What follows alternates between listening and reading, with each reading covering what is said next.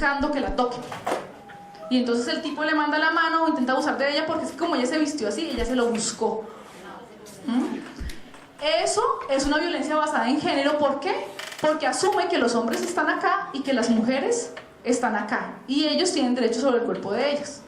Si el que se vistiera con shorts y camisa esqueleto y estuviera por la calle fuera un hombre, a lo más le dicen, oiga, ¿cómo estaba de mal vestido? Pero no van a intentar manosearlo, porque nuestra sociedad ha mirado diferente a hombres y mujeres. Por eso hoy el DANE, cuando publica sus estadísticas de ingresos laborales, descubre que las mujeres ganan menos que los hombres haciendo el mismo trabajo. Por eso cuando ustedes se suben a un avión de Avianca, como venía yo esta mañana, y paso por primera clase, y hay 6 sillas acá y 6 sillas acá, todos son hombres, todos. Y paso para acá y aquí estamos repartidos, hombres y mujeres. Porque esa diferencia de género ha hecho que los hombres tengan mayores posibilidades de acceso al poder y al estatus. Hace algunos años, en las instituciones del Estado, todos los directores, ministros y demás eran hombres. Y por eso establecieron la ley de cuotas. Y dijeron, oiga, hay que parar y hay que darle un mínimo de cargos a las mujeres. Esa es la violencia basada en género. En la escuela, ¿cómo se ve? Cuando la niña de la falda cortica, yo le grito que parece una chica fácil. Si el chico llevara el pantalón apretado, no le diría que es un chico fácil, se lo digo a la chica. ¿Cómo se manifiesta la violencia de género en la escuela? Cuando a la hora de ordenar el salón, por ejemplo, las que me barren el salón son las niñas, mientras los niños se van al parque o a jugar fútbol. Ahí se manifiesta la violencia de género. Cuando a la hora de escoger las actividades deportivas, yo le digo a las chicas, ustedes tienen que jugar básquetbol, cuando resulta que tenemos a las chicas superpoderosas que juegan fútbol y lo juegan maravillosamente. Y si alguien les hubiera dicho, usted no puede jugar fútbol, pues no tendríamos equipo. Así de simple. Es dar oportunidades. Señor, ¿dudas? Quiero escucharlos.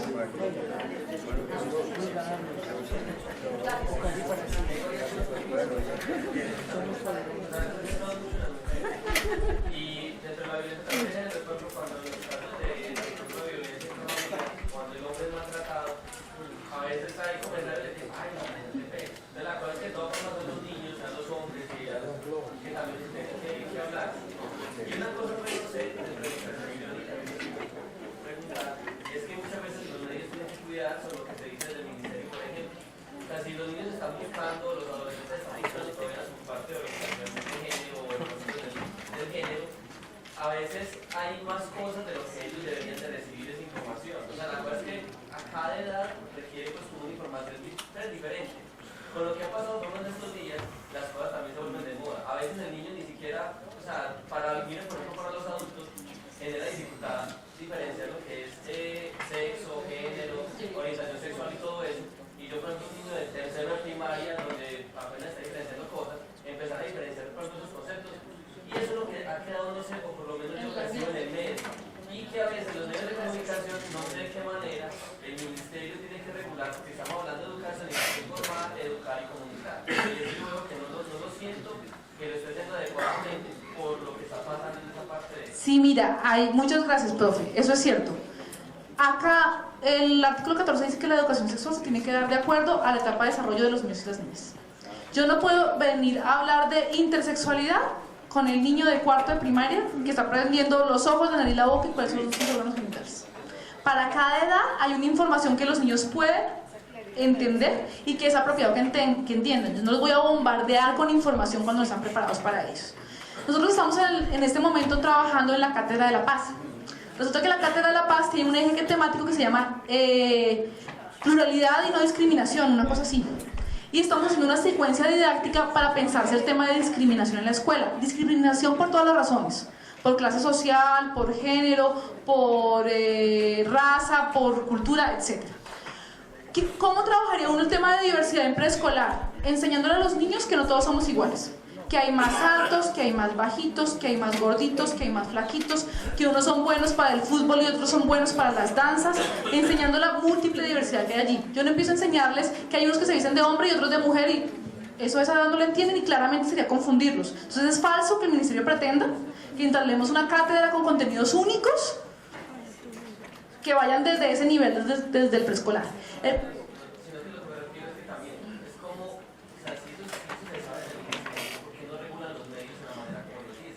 Lo que pasa es que los medios no los podemos controlar nosotros. Aquí existe la libertad de expresión y a veces la libertad de expresión va por encima incluso de la ética. Y cualquiera dice lo que se le da la gana. Entonces lo que hemos tratado nosotros es de informar. Si ustedes miran el proyecto de educación para la sexualidad y construcción de ciudadanía, él tiene unos ejes temáticos, ¿sí? Busquen guía número 2, proyecto de educación para la sexualidad, eso salió en el 2008, está en el portal Colombia Aprende y Google lo encuentra porque lo encuentra. Allí hay unas cosas que se llaman los hilos conductores y unos ejes temáticos. Y te dice unas competencias que los estudiantes tienen que tener al final de los grados. Y frente a este tema te dice, tienen que ser capaces de reconocer que hay seres humanos diferentes y respetarlos. Ya. ¿Qué no te dicen las guías del PESC? ¿Cómo trabajas eso en décimo, en noveno, en octavo, en séptimo y en primero y primaria? Un poco lo que le hemos dicho al país es, ustedes docentes tienen que construir su proyecto de acuerdo a las necesidades de sus niños, teniendo en cuenta que este es el norte, pero cómo llegas a ese norte es tu decisión. Implica obviamente entender un poco más del desarrollo psicosexual de los niños y las niñas. Y para eso tenemos los orientadores que nos ayudan y para eso tenemos a los profes de ciencias naturales que nos ayudan, pero además los profes de sociales también saben mucho del tema. Pero en síntesis, el tema es si hay una campaña de desinformación. Nosotros tratamos de contrarrestarla con los medios oficiales, pero en este país pesan más los medios comerciales que los medios oficiales y pesa más el Facebook que las orientaciones técnicas y le creemos más al chat del WhatsApp, a lo que dice la guía 49 o a lo que dicen las guías del PESC. Lo que tratamos es de ponerlo a disposición y de invitar a los docentes y a las familias a que lean. Pero es que ese grupo de competencias, sobre todo las competencias ciudadanas dentro del proyecto de educación sexual, las clasifica y señala precisamente en uno de sus usos el respeto a la pluralidad y a la diferencia. Esa es una de las clasificaciones que permite que la competencia esté descrita para que el material que se utilice esté enfocado a ese propósito. Y allí tiene la maleta pedagógica también. En la maleta pedagógica de educación para la sexualidad, que está virtual, está el manual de uso. Y en el manual de uso te dice, uno puede decir, mire, quiero trabajar el tema de violencia de género. Y quiero trabajar el tema de violencia de género en niños de noveno. Y entonces eso me lleva a un video que se llama Revelados, que es un video que produjo el Ministerio de Salud. Y me muestra ejemplos de cómo las relaciones de noviazgo entre adolescentes pueden llevar situaciones de violencia, ¿sí? Son recursos que están. No son suficientes, sí, definitivamente no son suficientes. Otros países no tienen libertad curricular como tenemos nosotros. Entonces te dicen, en primero enseñé esto, en segundo enseñé esto, en tercero enseñé esto. Como nosotros tenemos autonomía curricular, pues no llegamos hasta ese nivel, sino a decirle, los enfoques, esto es lo que esperaríamos que pase cuando terminen su proceso educativo, pero maestros, construyan ustedes desde el conocimiento que tienen sus niños. Mi profe.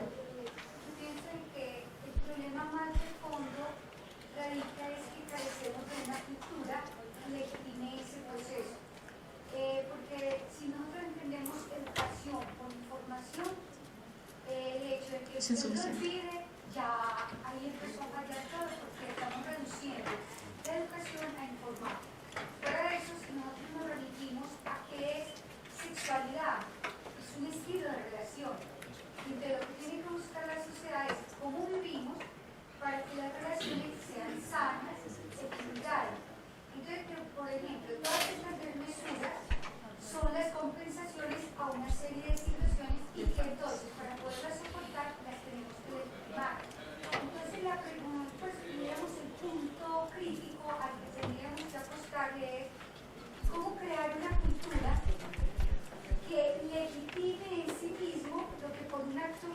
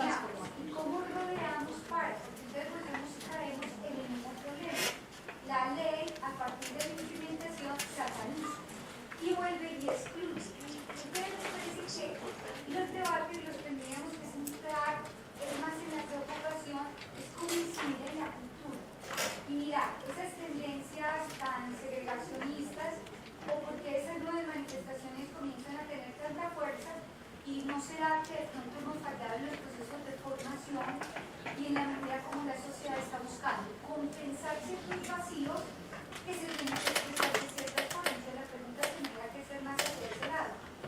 ¿Dónde en este desarrollo cultural hemos dejado unos vacíos y para poder llenarlos tenemos que abusar? Ok, gracias, profe. Voy a interrumpir un segundo para darle la palabra al señor secretario, que sabemos que su agenda hoy está complicada y se escapó para acompañarnos un ratito.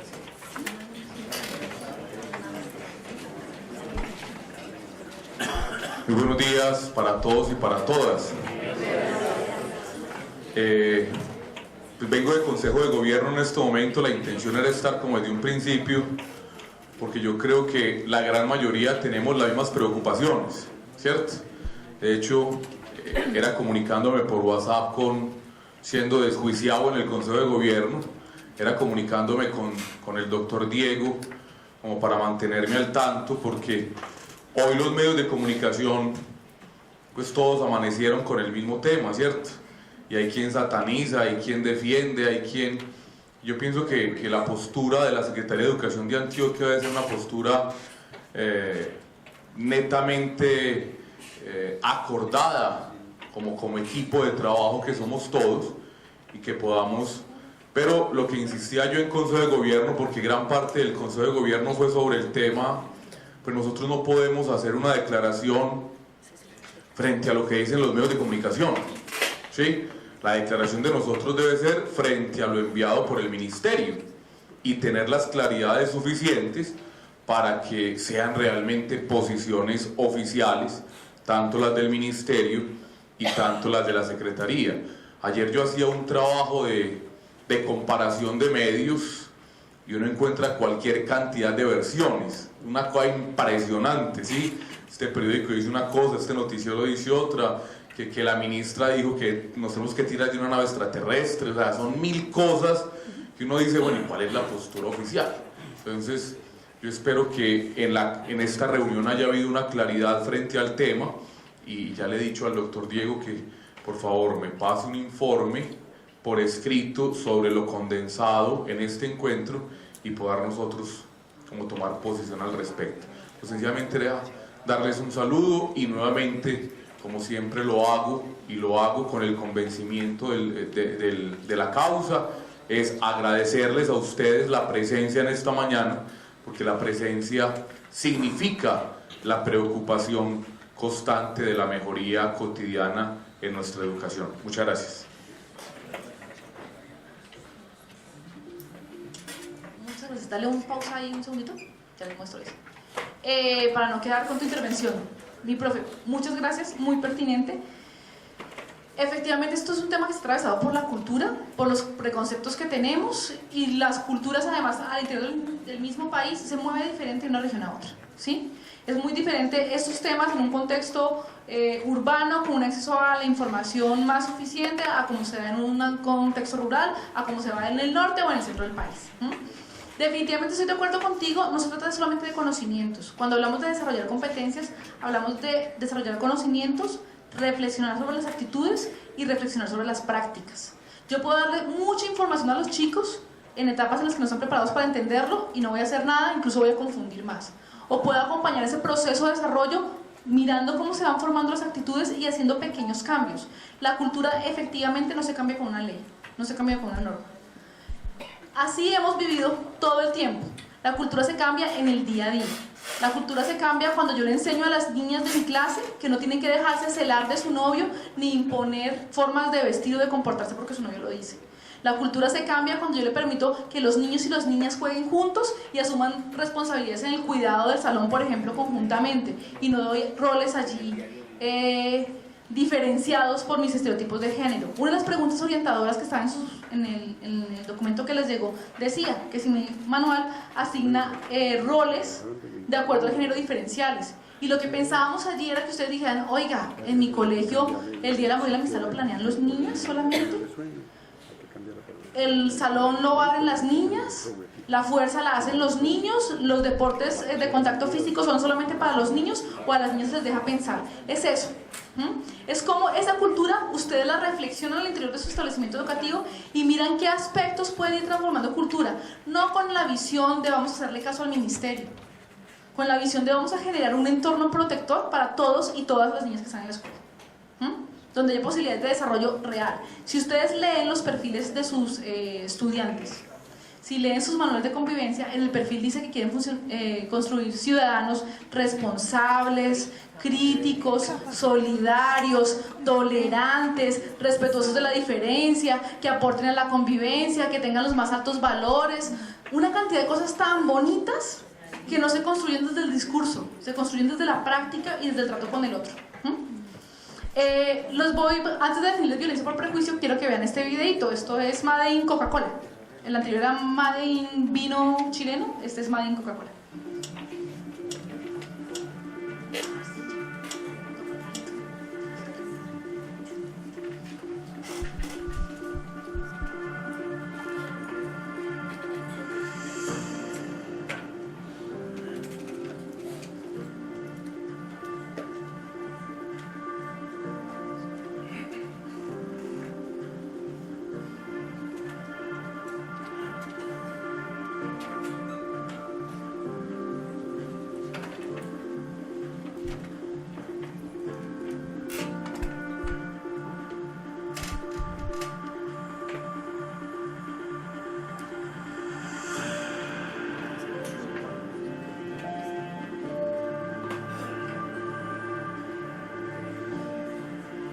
Dudo que trabaje. Si trabaja, puede que pertenezca a alguna banda de rock o punk. Este señor, pues bueno, puede ser lo mismo, puede ser un DJ, que puede ser, no sé, un animador de un bailarín. Que ella no es muy fuerte, que no es muy activa, le gusta tejer y bordar. Pues puede ser que es un gamberro que por la noche se dedica a delinquir, a abrir coches, a lo que corresponda con tal de no integrarse a la sociedad. Yo creo que ella piensa que los valores que tienen los jóvenes hoy en día no son tan fuertes como antes. Pienso que es una persona tal vez violenta, agresiva. Si me lo encuentro sola por la calle sí que me daría miedo.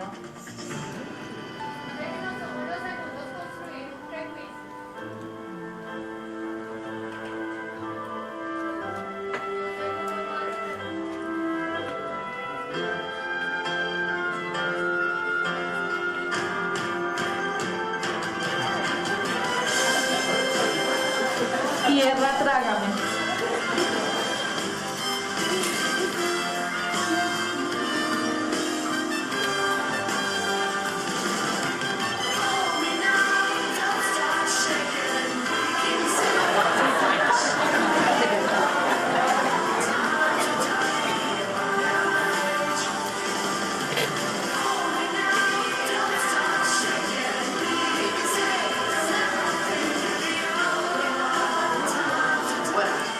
Soy Santi, tengo curro y trabajo de monitor infantil con niños pequeños de 5 años. Y no soy ni agresivo, ni violento, ni pertenezco a ningún grupo radical. Mi nombre es Antonio Hondo, tengo un grado superior de Telecomunicaciones e Informática. ¡Hostia! No soy artista y tampoco soy DJ. Me gusta muchísimo la juventud, voy a festivales electrónicos. Es DJ. O sea, he evolucionado pues, como la juventud.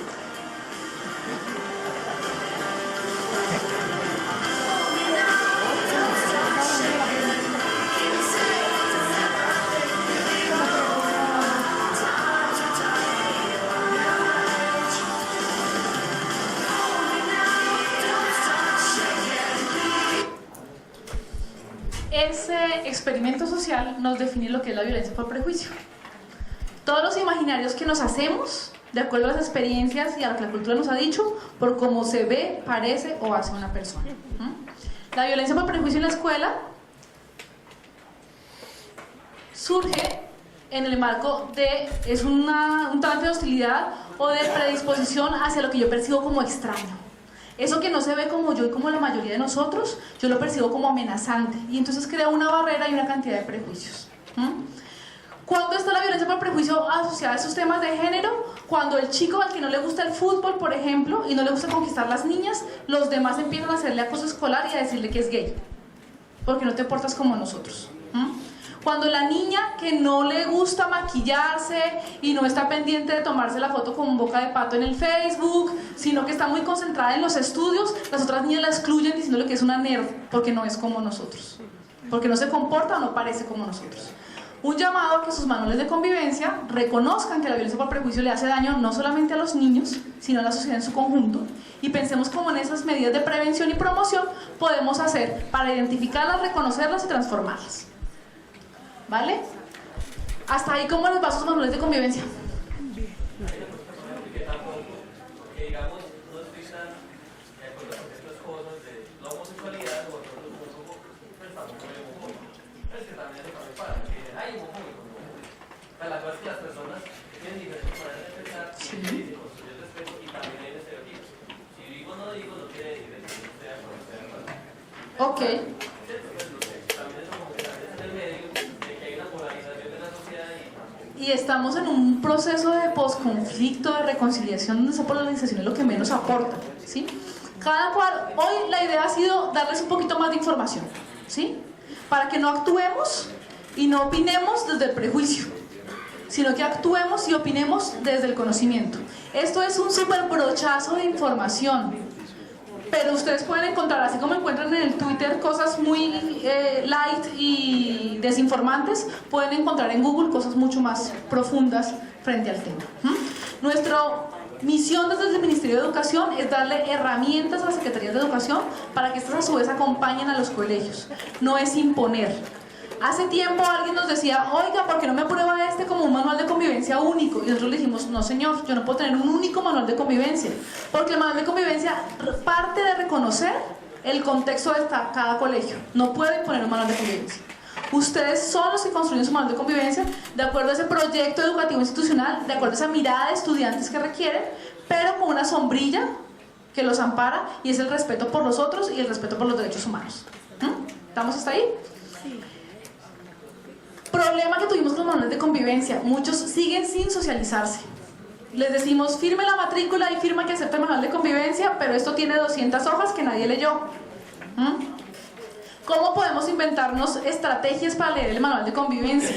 Para hacer que sea vivo. Primero, pensemos en que la participación no quiere decir solamente informar. Y aquí todos pecamos un poquito. Cuando yo hablo de promover la participación, el nivel más bajo es la información. Hay un manual de convivencia, conózcalo. Si yo paso a dialogar sobre ese manual, a consultarles si están de acuerdo, a colaborar con todos los miembros de la comunidad educativa en la actualización de ese manual, seguramente voy a tener una apropiación del mismo y seguramente nos vamos a comportar más de acuerdo al manual de convivencia. Pero si yo me quedo aquí en solamente informarlos, va a ser mucho más difícil que lleguen a apropiarlo realmente. ¿Qué esperaríamos que ustedes hagan retomando los parámetros de la guía 49? Revisen su lectura de contexto. Volvamos a mirar si esas situaciones de convivencia están bien definidas o mal definidas y cuáles son las más frecuentes. Definan esto en conjunto con la familia, con todos los miembros de la comunidad educativa, inclusive con los niños, y construyamos acuerdos.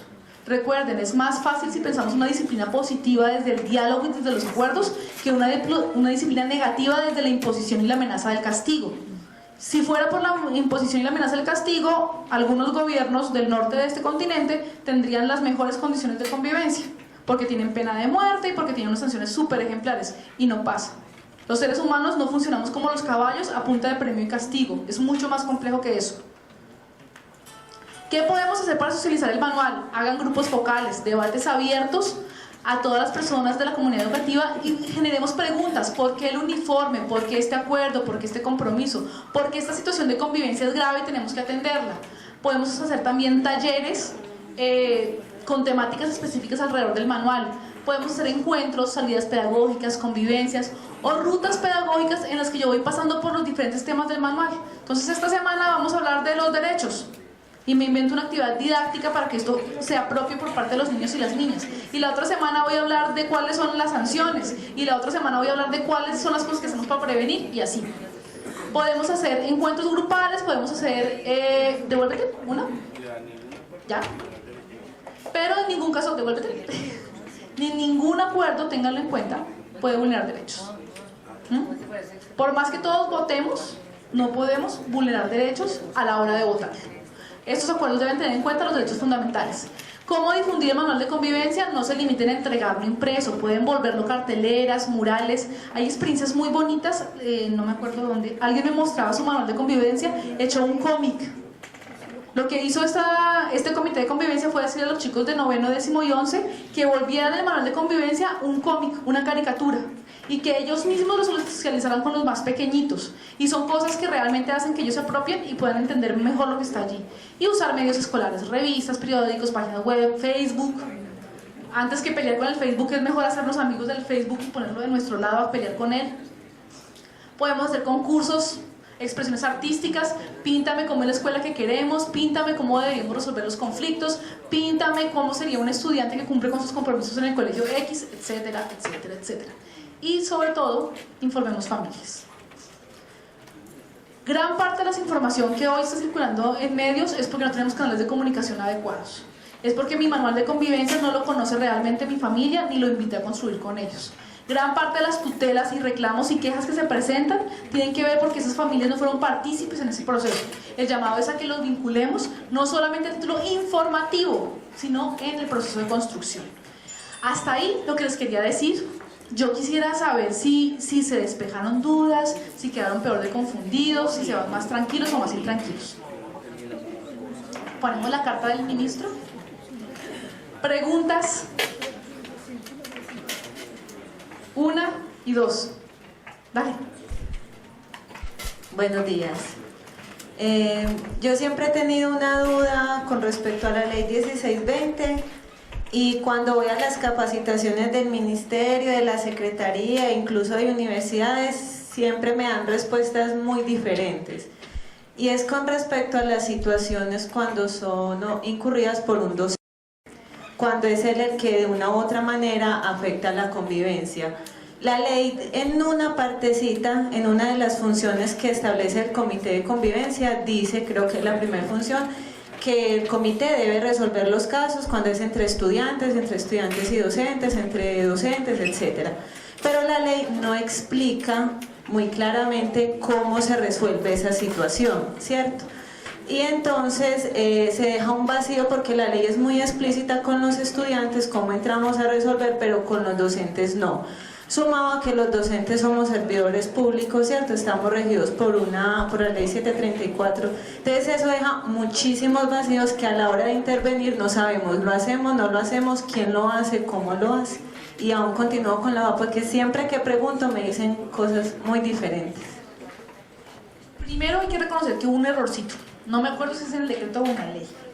El Comité Escolar de Convivencia y en general todo el sistema aborda las situaciones que afectan a la convivencia en la que está involucrado por lo menos un estudiante, ¿sí? Es decir, el conflicto entre docentes o entre docentes y familia no está en el ámbito de esta ley. Que sí puede llegar a impactar derechos humanos y eso sí, definitivamente, pero no está en el ámbito de la ley. O sea, las situaciones en las que un docente agrede o los estudiantes agreden al docente sí son objeto del comité de convivencia y del manual de convivencia y de los protocolos, pero no las situaciones entre docentes. Eso hace parte de otros documentos que son los manuales de funciones, los procesos disciplinarios y todas esas cosas. No dice cómo se maneja administrativamente la situación porque depende mucho del tipo de caso. Es decir, si yo tengo un docente que el conflicto se presenta porque por la mañana no los deja entrar al salón porque llegaron 2 minutos tarde, ¿sí? Yo puedo hacer exactamente el mismo ejercicio que hago con los estudiantes. Señor docente, venga para acá, empecemos a pensar cuál es la lógica de esa norma, qué compromisos hemos hecho, cómo llegamos a que eso no se presente, etc. Pero si el tema es de un docente que todo el tiempo me le está diciendo a mi estudiante, oiga, ¿usted es que no entiende? ¿Es que usted es el más lento? ¿Es que usted es el más lento? ¿Es que usted es el más lento? O le hace burlas, por ejemplo, ya estás en una situación tipo 2. Y en una situación tipo 2, lo que yo tendría que hacer es ponerlo en conocimiento del ente que hace inspección y vigilancia, que es la Secretaría de Educación Certificada. ¿Sí? Si yo creo que allí además están vulnerando derechos de ese niño, yo tendría que ponerlo igualito en conocimiento de la comisaría de familia. Pero ¿qué suele pasar? Que cuando yo reporto a mi docente, se los voy a contar qué me pasaba a mí en Bogotá con jardines infantiles. Yo le reportaba el caso de maltrato al ICBF del docente y el docente me decía, oiga, pero es que el jardín infantil es de usted, y me lo devolvía.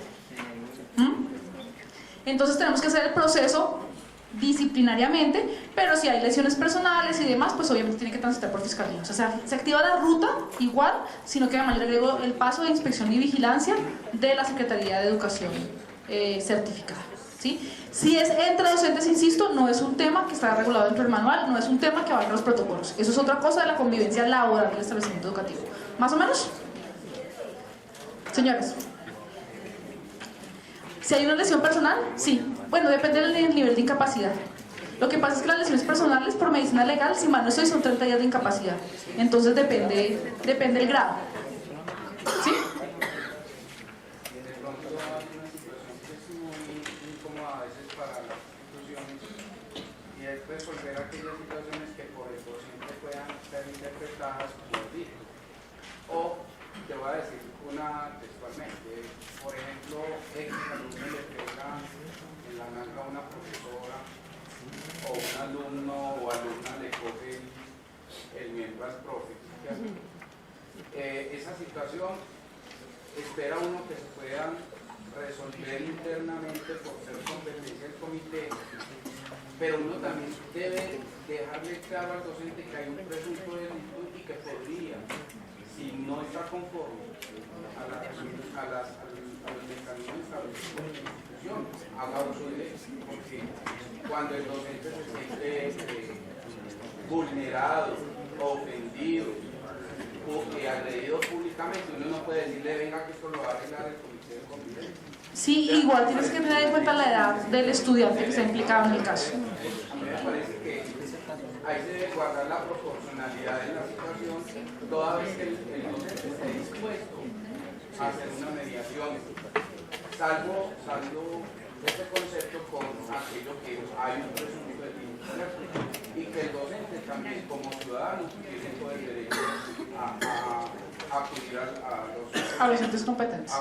Recuerden que para hablar de presunto delito tenemos que hablar de que el agresor haya sido mayor de 14 años. ¿Sí? Si es menor de 14 años es una conducta que está en conflicto con la ley, pero no se tipifica como delito, sino que está en el marco del restablecimiento de derechos. Igual lo que tú haces está muy bien, o sea, el tratar de manejarlo pedagógicamente con el docente, de conciliar y en caso de que se requiera reportarlo está perfecto, pero no olvidemos, yo soy reiterativa con eso, el tema preventivo.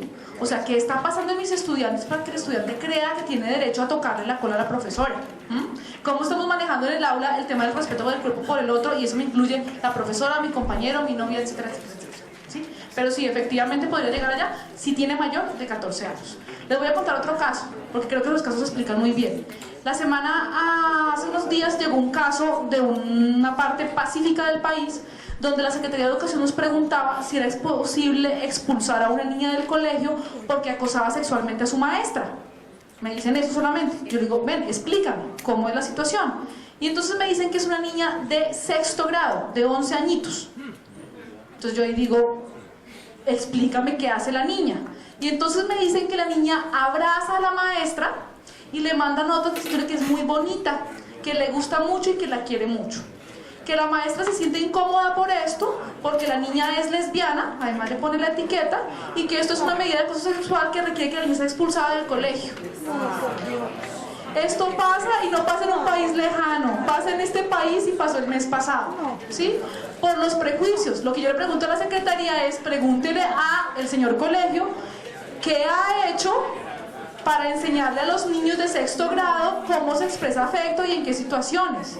Y además tenga en cuenta que una situación de acoso sexual se configura cuando hay una diferencia de poder entre uno y otro, por fuerza, por edad, por estatus social, etc. No de una niña de 11 años hacia la profe de 45, que le dice que la quiere. Mi profe. 1, 2.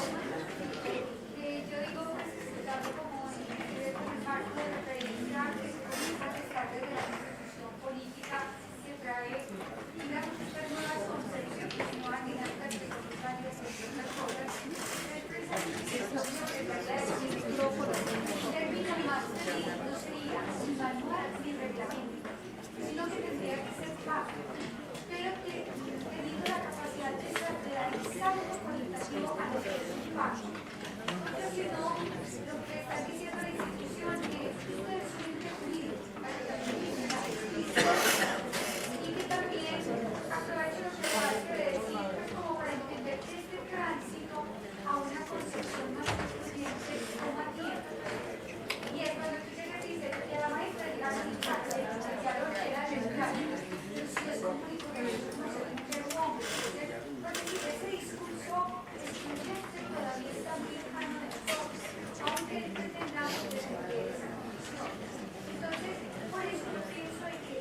vida tiene que ser con profundidad, es decir, cómo formar desde todo el plan de estudios para la argumentación y la deliberación.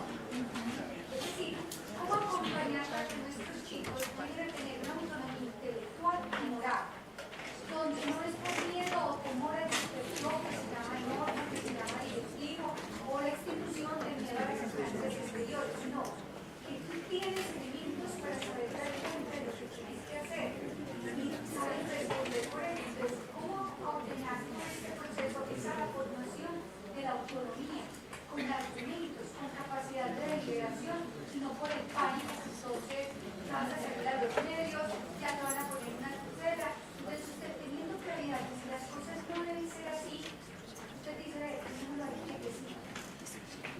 Entonces, la pregunta, yo digo, todos estos debates tendrían que ser con un nivel de profundidad y en esencia de lo que tendríamos que apostar. ¿Cuál es tu objeto de formación? ¿A qué le estás apuntando? Es como cuando se genera un punto y toda la atención del país se distrae en un punto. Cuando el tema es transistencial, en los que tendríamos que estar mañana tarde y noche centrados. Es como cuando uno dice, levantar una polvorera en una cosa es consecuencia, no es fin. Sí. Es decir, si vos tenés una buena formación, la manera lógica de expresarla es el respeto. Muchas gracias, profe. Estoy de acuerdo, hay colegios que nos han preguntado, ¿usted puede llamar pacto de convivencia? Y yo le digo, pues en ninguna parte de la ley dice que no. ¿Sí? Lo que pasa es que el término, pero tenemos que tener en cuenta que se remonta a 1993, si era manual de convivencia. Yo no hago cuando yo digo manual, hablo de un paso a paso para vivir bien. Y no es tanto como un paso a paso para vivir bien. Es un conjunto de acuerdos, de compromisos que hacemos para vivir bien. Lo importante allí es que no olvidemos que de todos modos tenemos una serie de normas que están vigentes que nos dicen qué debe ir dentro de ese acuerdo, pacto, manual de convivencia. Y completamente de acuerdo, el centro tendría que ser lo pedagógico. Hay manuales, les decía al principio, muy tristes que todo lo basan en lo jurídico. En si pasa esto, yo voy a hacer esto porque la ley me permite que lo haga.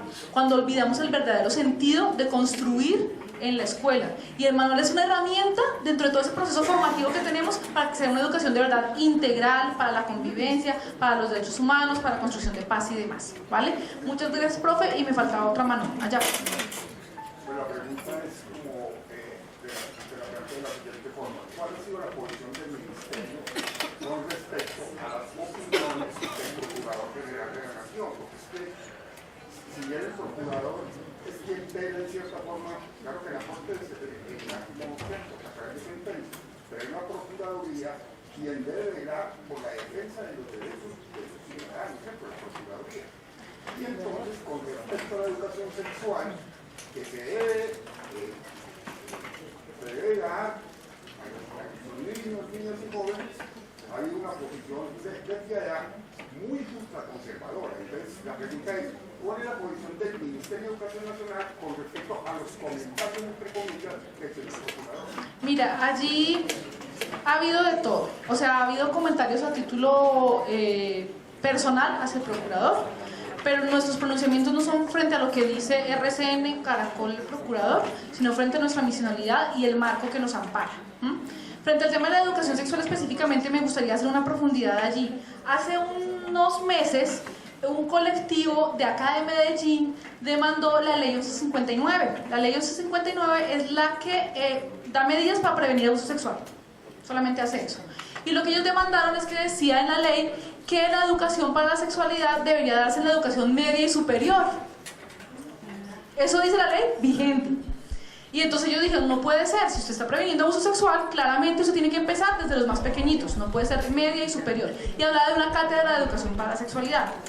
En ese momento el procurador se pronunció y dijo, no es posible que le hablemos de sexualidad a los niños pequeñitos. Eso no puede darse, deje la ley como está. Pero resulta que detrás de eso está el imaginario colectivo de lo que es educación para la sexualidad. La educación integral en sexualidad no es educar para tener sexo. Es educar para entender quién soy, para aceptar la diferencia, para expresar afecto, para relacionarme con el otro, para reconocerme y valorar al otro, para respetar, para resolver conflictos. Son muchas cosas que me incluyen métodos anticonceptivos y prevención del embarazo, pero eso es un pedacito así. La educación para la sexualidad es muchas otras cosas, prevenir la violencia de género, etc. Cuando yo en el imaginario de la gente está educar para la sexualidad, es enseñarles de condones a los niños de primaria, pues claramente uno dice no, porque le voy a enseñar a los niños de primaria, de primaria condones. Pero cuando yo entiendo que educación para la sexualidad es mucho más, entiendo que me incluye desde el preescolar. ¿Qué pasó ahí? Salió, y búsquenla, salió el pronunciamiento 085 de 2016 de la Corte Constitucional. Y la Corte Constitucional lo que dijo fue, mire, en la ley 115 ya está clarísimo que la educación para la sexualidad es desde el preescolar hasta la educación media. Y uno no modifica por vía de corte la ley, cubre todos los años. Lo que me está diciendo, interpretó la Corte, la ley 1159, es que además en la educación media y superior yo puedo poner una cátedra específica, o sea, una asignación fija en el horario dentro de una de las áreas del conocimiento. Pero que en los otros grados tengo que hacerlo tal y como lo dice la ley 115 en su artículo 14, como un proyecto pedagógico que atiende a la etapa del ciclo vital de cada niño y niña, ¿sí? ¿Qué pasó con RCN? ¿Qué pasó con los medios de comunicación? Salieron a decir, el procurador ganó. Y entonces ahí empezaron a llegarme cartas, o sea que ya no puedo seguir educando para la sexualidad en primaria. Y yo les empecé a responder, no señor, lea la sentencia 85 y lea que educación para la sexualidad, de acuerdo al lineamiento del ministerio, es mucho más que sexo, ¿sí? Incluye muchas otras cosas. Pero nosotros no nos pronunciamos frente a lo que dice el uno o el otro, nos pronunciamos frente a lo que dicen las leyes, la Constitución y las convenciones internacionales, que es lo que estamos llamados a cumplir, ¿vale? Quiero primero que todo darle los agradecimientos por esta orientación que a todos y cada uno de nosotros nos sirve para reorganizar situaciones que se pueden estar presentando en las instituciones. Pero no quiero irme sin una, digámoslo así, algo que me quedó cavilando, y es precisamente, inclusive viendo el video, que ratificó que mi pensamiento no es equivocado, en términos de que sí, tenemos que pensar en el libre desarrollo de la personalidad, sí, en las libertades que dan los derechos humanos, sí, en de pronto ciertas actitudes equivocadas que se están rigiendo desde las instituciones educativas. Pero se ha pensado en trabajar lo que la hermana decía frente a la cultura nuestra, desde lo que estaba diciendo, desde la misma proyección de nuestro joven, a cuando vaya a llegar a una empresa nuestra y vaya a llegar y a encontrarse. Y si usted observó, yo no sé, yo soy un poquito cegatón, un poquito no muy cegatón, pero yo vi que el que juzgaron de jockey y de todo eso estaba presentado de una manera, pero ¿cómo lo presentaron cuando estaba actuando? De corbata y sentado frente a sus computadores de una manera muy bien presentada, ¿cierto? Entonces, es eso lo que nosotros hacemos en las instituciones educativas muchas veces.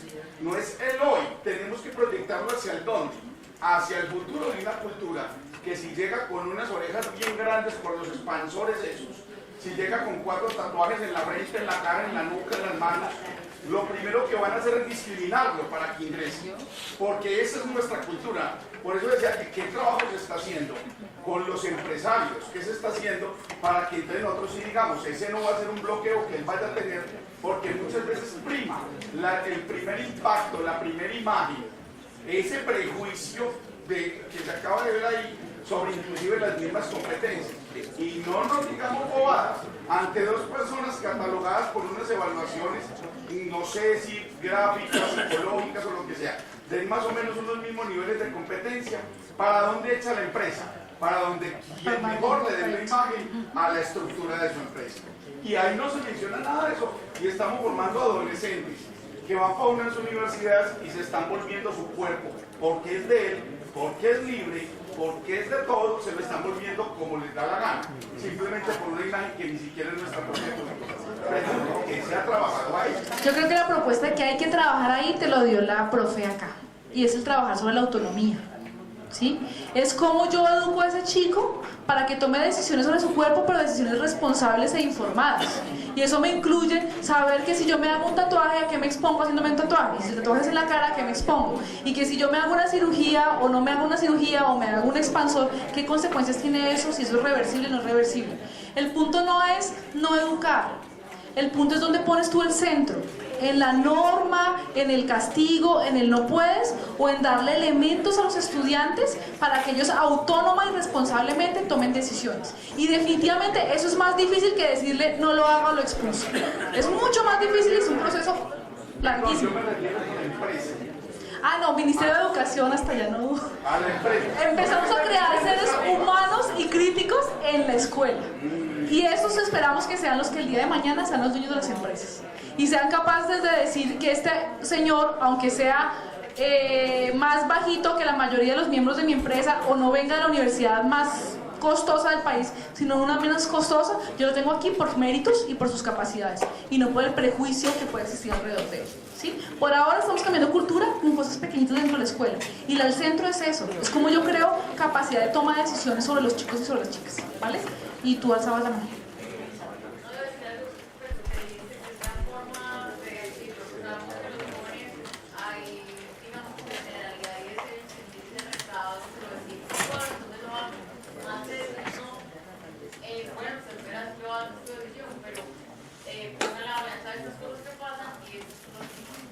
Y seguramente va a ser más fácil el manejo allí.